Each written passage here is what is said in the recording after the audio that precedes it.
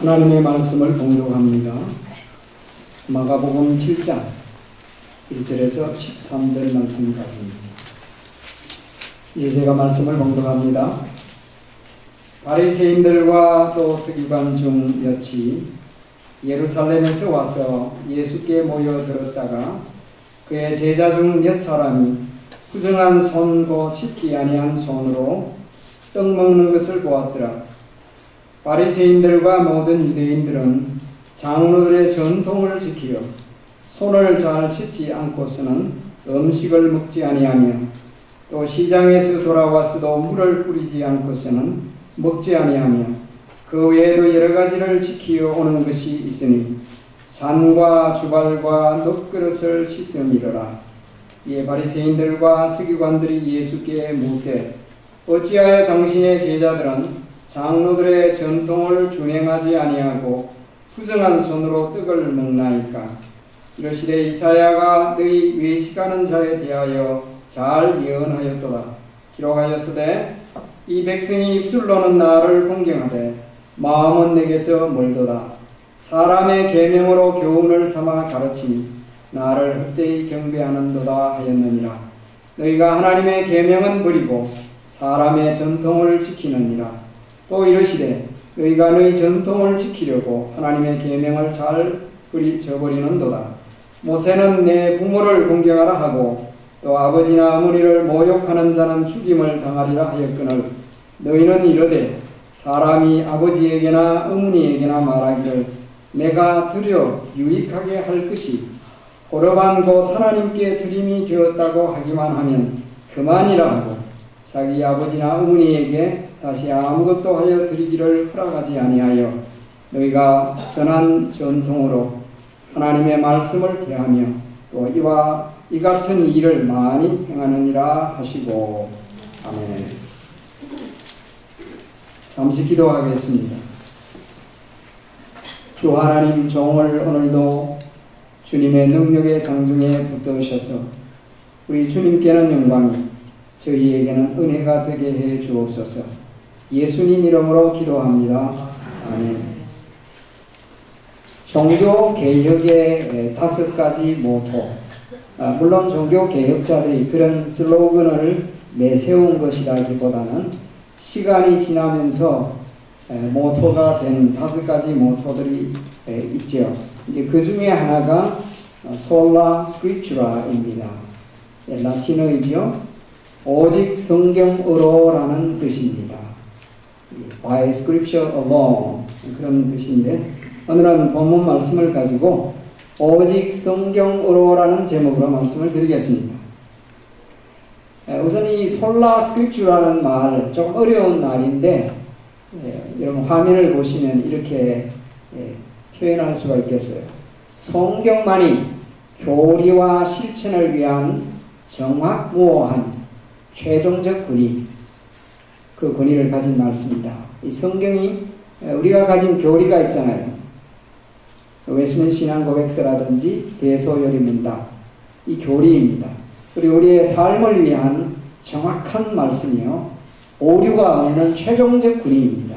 거기다가 모든 사람의 견해와 교회의 신조와 전통에 대한 결정적인 규범이다. 이것이 솔라 스크립처가 말하는 의미입니다. 이 마르틴 루터는 성경이 진실하다는 것을 믿었습니다. 성경의 truthfulness 그리고 성경의 infallibility 무오류성을 확신했습니다. 오류가 전혀 없다. 그래서 그는 목숨을 걸고 솔라 스크립추라의 교리를 변호했습니다.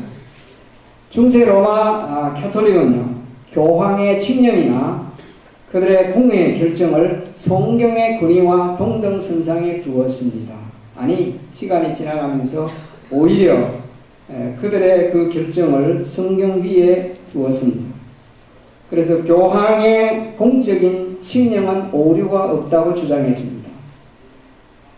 이전의 교황이 어떤 공적인 선포를 했을 때 그 내용 속에 뭔가 잘못된 오류가 들어있더라도 나중에 교황은 취소할 수가 없었습니다.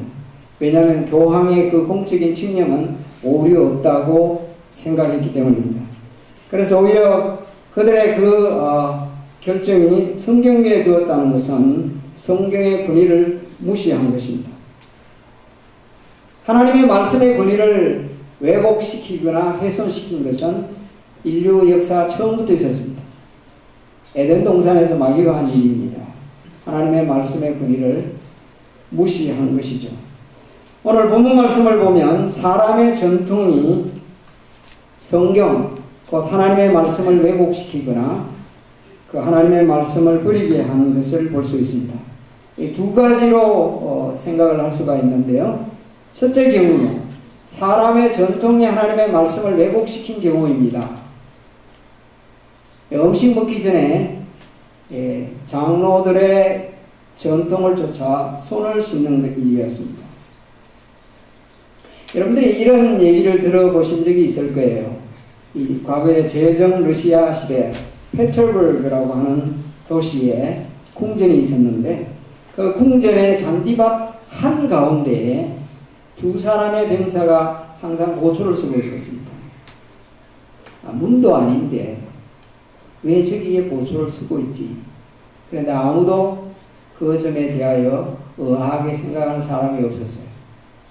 200년 동안 전통이 이어져 내려왔습니다.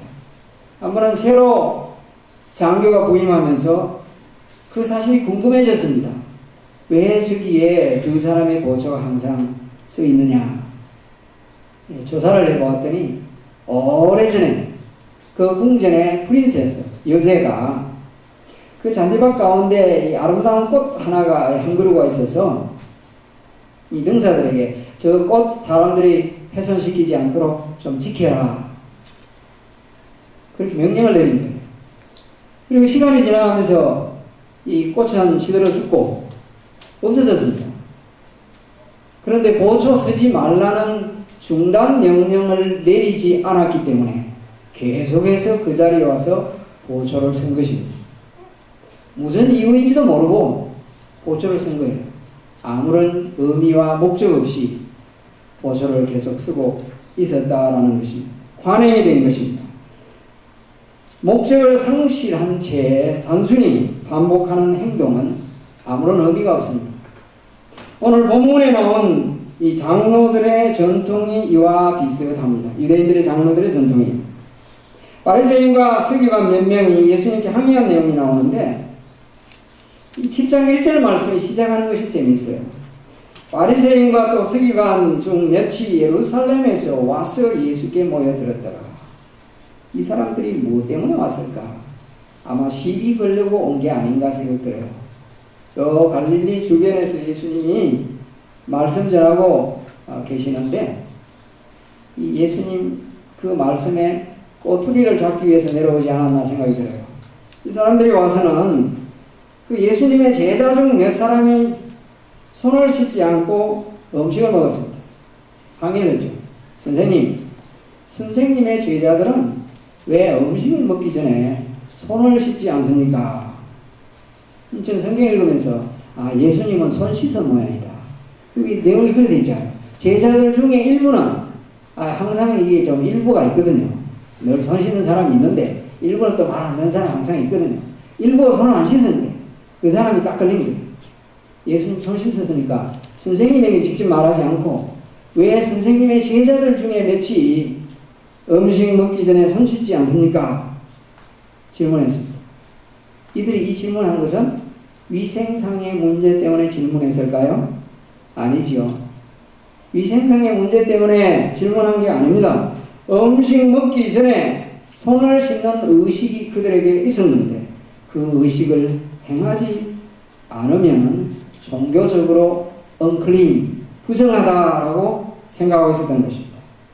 그래서 이 마가복음을 기록한 마가도 이 유대인들의 이런 전통을 잘 모르는 독자들을 감안해서 3절과 4절에서 자세히 설명해 주었습니다. 3절, 4절. 가로 안에 들어있습니다. 이건 부연 설명이라는 거예요. 이 마가 공동체, 이 마가복음을 처음 받게 된 공동체가 있지요. 그래서 마가 공동체라고 합니다. 이방인들이에요, 주로. 이 글을 써서 읽으라 하고 보냈는데 그 사람들이 이 글을 읽을 때에 이 손 씻는 게 도대체 무슨 문제인데 이렇게 심각하냐 이렇게 되잖아요. 그러니까 그 사람들이 이해하도록 우연 설명을 가로 안에다가 3절 4절 넣어 놓은 거예요. 이런 여러 가지 의식적인 행동들이 관습들이 있었다라는 얘기입니다. 그래서 여기서 말하는 전통 트레디션은 구전입니다. 구전. 입으로 전해 내려온 판례법입니다. 여러분 알다시피 뭐 미시나가 있고 뭐 탈무드 있죠. 나중에 다 그렇게 만들어진 거예요. 유대인들은 여러 가지 이런 것들을 짐으로 지었습니다.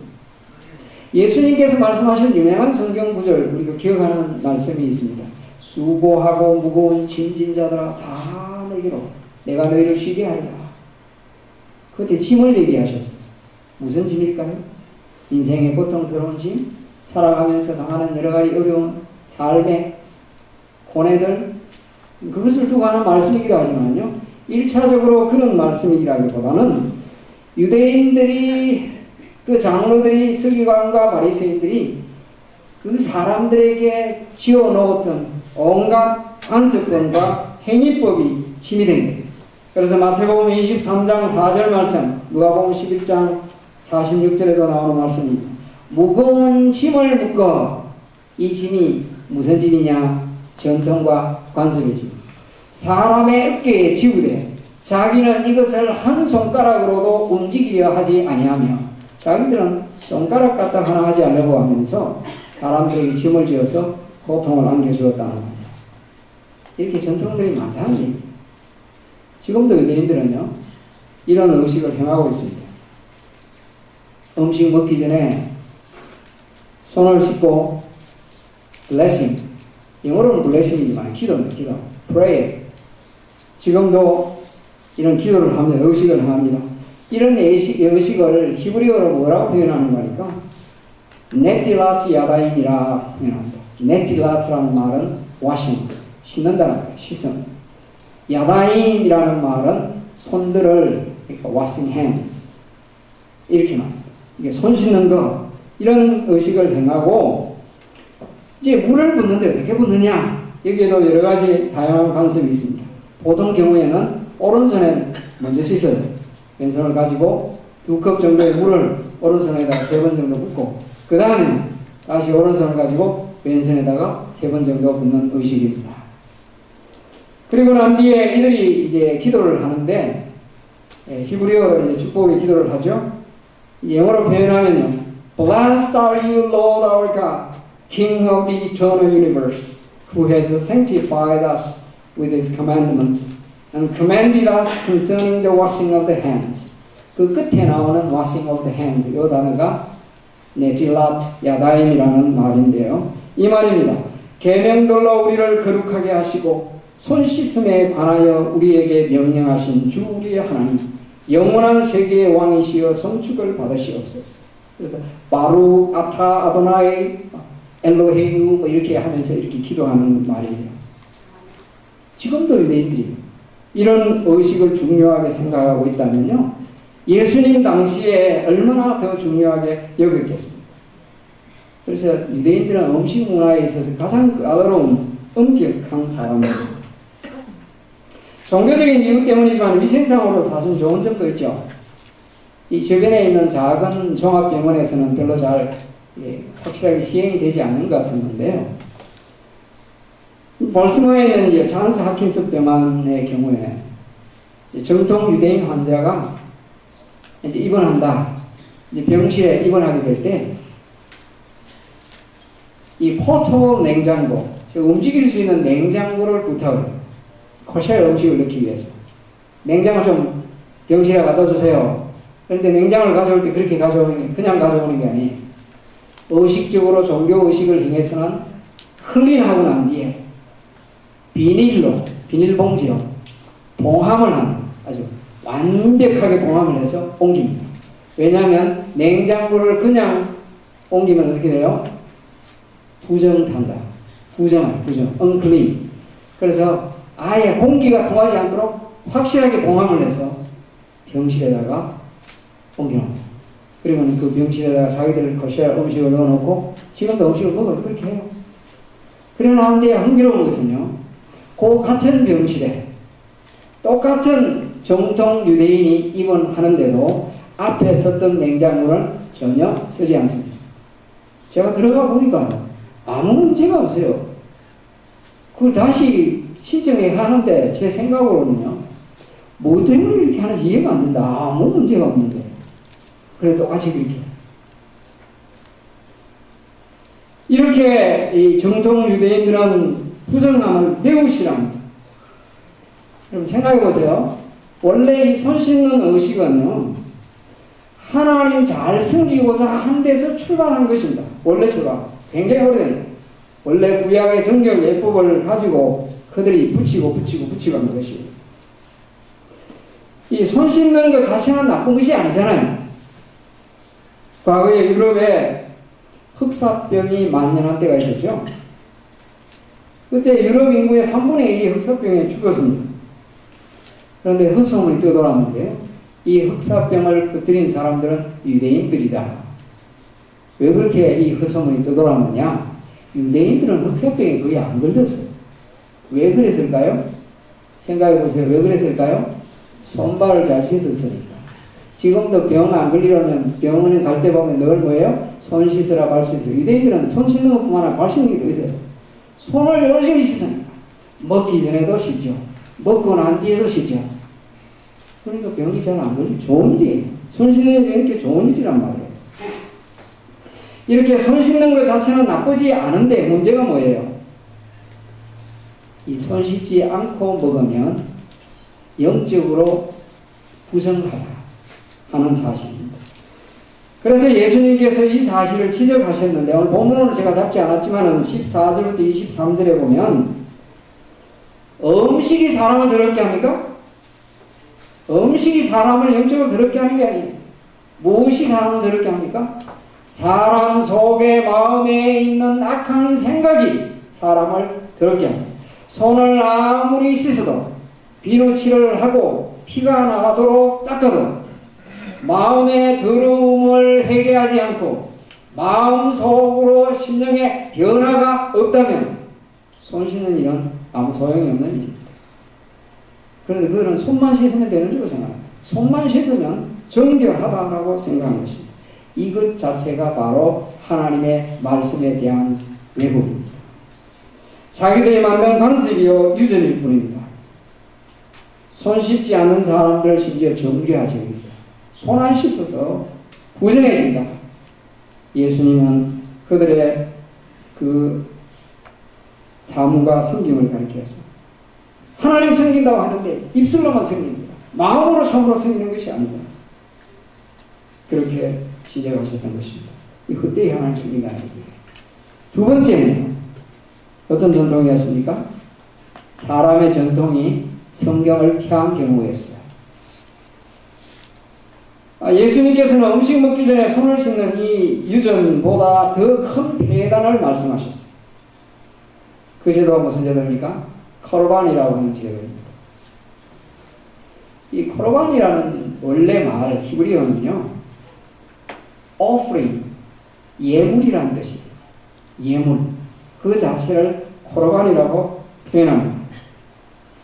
이 코르반의 동사형이 카라브인데, 제가 이 말씀을 드리는 것은요, 레위기서에 이 말이 굉장히 많이 나오는 말이에요. 레위기서 2장 1절 이하에 코르반 나옵니다. 왜 하나님께 예물 드리러 나아갈 때에, 그러니까 코르반 하기 위해서 카라브, 가까이 나갈 때 이런 표현을 많이 쓰고 있는 것입니다. 그렇기 때문에 이 코르반 제도를 이해하기 위해서는 레위기서를 이해할 필요가 있습니다. 기본적으로 알고 있어야 됩니다. 여러분 레위기서가 어떤 책인지 아시죠? 레위기서는요, 어떻게 하나님께 나아갈 수 있느냐, 어떻게 하나님께 나아가야 하느냐, 하나님께 나아감을 가르쳐주는 지침서예요. 하나님께 어떻게 나아가야 하느냐, 하나님께 나아가기 위해서는 어떻게 나가느냐, 구원의 자리로 나아가기 위해서는 어떻게 나가느냐, 하나님과 교제하기 위해서 어떻게 나가느냐. 사실 그때 나오는 말이 코르반이기 때문에 말 자체는 굉장히 중요한 말이었습니다. 예물이기 때문에 그래요. 그런데 시간이 지나가면서 여기다가 이 코르반을 제도화시켰습니다. 그것은요, 예를 들면 아주 좋은 것이 있습니다. 좋은 게. 그것도 특별히 부모님께 드려서 좋을 수도 있는 것입니다. 그런데 그 물건에 대하여 고르반 선언을 하고 나면 개인적인 용도 그 부모에게 드리지 않아도 됩니다. 하나님께 기속된 거예요. 부모가 이거 내가 하고 싶은데 어머니 아버지 그 고르반입니다. 그러면 이제 부모님께 안 드리고 그것도 나중에 알고 보니까 이 악용이 되어가지고 그것도 성전에 갖다 낸 것도 아니고 이상하게 되거든요. 자기들 필요의 용도가 쓰는 거예요. 악용하게 된 것입니다. 성경은 어떻게 말합니까? 부모를 공경하라. 몇 계명입니까? 5계명이죠? 5계명 부모를 공경하라. 그리고 부모 공경하지 아니하면 어떻게 한다고 했습니다. 심지어 죽임을 당하리라고 그랬습니다. 부모 모욕하면. 이 하나님의 말씀입니다. 이 하나님의 말씀을 가지고 순종해야 하는데 그들은 고르반이라는 이 제도를 통해서 하나님의 말씀을 어겼다는 것입니다. 두 가지 사실 요약하면 이렇습니다. 여러분 전통이라는 것은요 항상 나쁜 게 아닙니다. 전통 성경에 보면요 좋을 때 쓰인 것도 있어요. 트레디션 유전이라 표현되는 것도 좋을 때 어떤 때도 있냐. 심지어 고린도전서 15장 말씀에 보면요 복음 자체를요 전통이라고 했어요. 부활의 복음 자체가 그걸 알아야 된다. 그러나 이 오늘 본문 속에는 부정적인 뉘앙스로 쓰였습니다. 손 씻는 것 통해서 하나님 말씀을 왜곡시켰고 또 고르반 제도의 악용을 통해서 하나님이 계명을 얻었습니다. 둘 다 출발은 좋았습니다. 그러나 하나님은 외식적인 종교로 전락을 했고 하나님은 하나님의 계명을 어기게 되었다는 얘기입니다. 자, 여기까지는 이제 성경에 대한 설명입니다.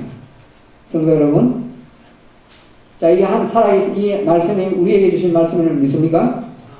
마가복음 7장에 오늘 본문 제가 읽었던 이 말씀이 살아있는 하나님의 말씀으로 믿으십니까? 자, 그렇다면 이 말씀을 어떻게 우리에게 적용해야 되겠습니까? 몇 가지로 제가 적용을 해서 말씀을 드리겠습니다. 첫 번째는요, 우리의 신앙생활이 입술만의 생활, 외적인 생활만이 되어서는 안 됩니다. 마음으로 하나님 섬기는 심령으로 마음에서부터 나온 하나님 섬김이 되어야 되겠습니다. 교회에 나와서 예배 드리는 것도요 자칫하면 그냥 하나의 습관에 불과할 수 있습니다. 예배 드리는 이 자리에 앉아있고 그냥 예배한다 그리고 들락날락 그냥 종교생활이 될 수 있습니다. 이사야서에서는 이사야 선지자가 그런 사람을 향해 뭐라 했는가 하면 그와 같은 사람들은 성전 마당만 밟는 사람이다 이렇게 말합니다. 신실한 신앙생활 되길 주의 이름으로 축원합니다. 영과 진리로 예배할 수 있기를 바랍니다. 하나님 기뻐하시는 예배자 성김이 되지 않으면 자칫하면요 외식적인 형식적인 신앙생활을 하게 된다는 겁니다. 그런데 과거에는 왜 그런 일이 벌어졌느냐? 성경을 몰라서 그럽니다. 예수님 당시에 이 사람들이 성경책을 가지고 있었겠습니까? 성경책을 가질 수가 없어요. 두루마리 하나가 얼마나 비싼데. 중세까지만 하더라도요, 성경을 하나 가지려고 하면요, 집을 팔아야 되겠습니다. 집 팔아야 성경 하나 가질 수 있다니까요. 그것도 잘 읽지도 못하는 라틴어로 된 성경책. 자, 여러분의 집에는 성경책 굴러다닙니까? 먼지 탈탈 털고 교회당에 오시고 그러면 안 되겠죠. 자, 이 하나님의 말씀, 이 책이 귀한 줄로 여기시기 바랍니다. 얼마나 좋습니까? 하나님 말씀. 그런데 그냥 이게 껍데기만, 이게 앞뒤만 이게 있는 게 아니고 살아있는 하나님 말씀을 알아야 된다는 얘기예요. 무식하면 안 된다는 거예요. 성경. 무식하니까 신앙생활 똑바로 하지 못할 경우가 과거에는 있었습니다. 우리 똑바로 알아요. 중세 교황이 베드로 성당 짓느라고 면제부 팔았죠. 여기서 하면 죄가 사해진다. 사람들이 그런데 그걸 샀습니다. 왜 그랬을까요? 성경에 무지하고 무식해서. 성경을 읽어보는 일이 없으니까. 성경에 그게 잘못인지 모르니까. 잘못이라는 얘기 보니까 교황이 말하고 사제가 얘기하니까 그 말이 맞는 모양이다 하고는 샀단 말이에요. 심지어 사제들도 성경을 못 읽었어요. 많은 사제들이. 왜 그렇다고요? 성경이 라틴어로 되어 있는데 이 라틴어가 쉬운 언어가 아니거든요. 그러니까 무식해서 사제들이 신부들이 성경을 읽지 못해서 모르는 거예요. 그래서 마르틴 루터가 한 게 뭐예요? 성경 번역입니다. 한 일이 가장 중요한 일이 독일어로 성경을 번역합니다. 그리고 이게 영어로도 번역되고 막 번역되기 시작했죠. 그래서 부흥운동이 일어난 거예요.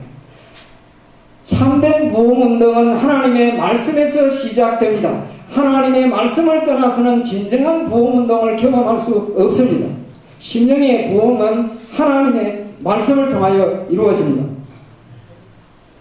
그래서 외적인 성경, 이 외식적인 것이 되지 않으면요, 하나님의 말씀을 제대로 알아야 합니다. 두 번째는 헌신을 핑계 삼지 말아야 합니다.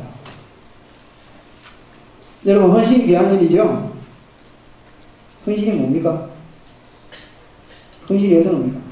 세신 헌신이 그겁니까? 헌신이 뭐예요? 하나님께 드린다는 얘기잖아요. commitment, devotion, dedication. 성경에도 헌신하는 거 있어요. 헌신을 핑계로 하나님의 뜻을 어겨서는 안 된다는 얘기입니다. 우리 신앙생활을 하려면요, 노력을 많이 해야 돼요.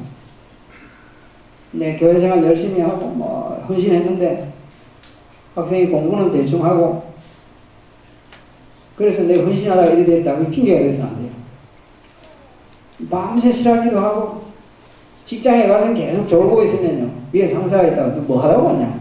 철학기도 했어. 그러면 그 영광이 되겠어요? 하나님께 영광이 되겠습니까? 그 헌신한다는 핑계대고 그래서는 안 된다는 거죠. 2배를 그렇게 해야 됩니다. 그렇지만 2배 이상의 노력이 필요하답니다. 제가 오늘 이 말씀을 묵상하다가요, 제 자신에 한번 적용해 봤어요. 아, 나도 고로반의 덫에 걸려있구나. 뭐 이제부터 생각이 무슨 뜻인가 하니까, 아, 나는 목회자니까, 나는 목사니까, 내가 어떻게 이렇게 힘든데 부모님 잘 할 수 있겠냐? 그것도 고로반이죠, 생각해요. 목회 핑계대고 목사라는 핑계대고 부모에게 잘 못한다?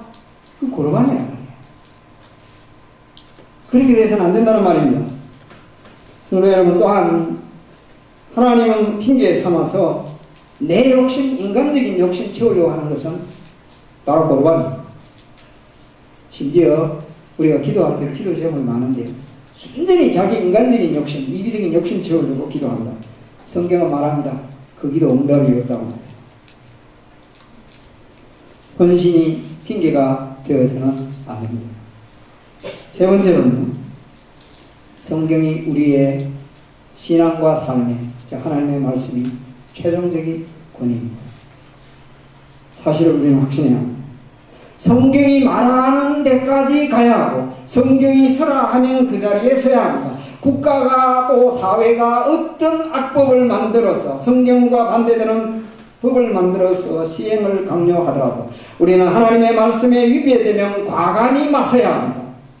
이건 아니다 라고 말할 수 있어야 합니다. 성경은 살아있는 하나님의 말씀, 생명의 말씀입니다. 이 확신 속에 성경을 가까이 하면 여러분의 영혼이 살아납니다. 하나님의 말씀은 살아있는 하나님의 말씀입니다. 확신하시기를 주의 이름으로 축원합니다. 하나님의 말씀은 살아있고 운동력이 있어서 관절과 골수를 찔러 쪼개기까지 한다. 말씀이 여러분의 영혼을 살려냅니다.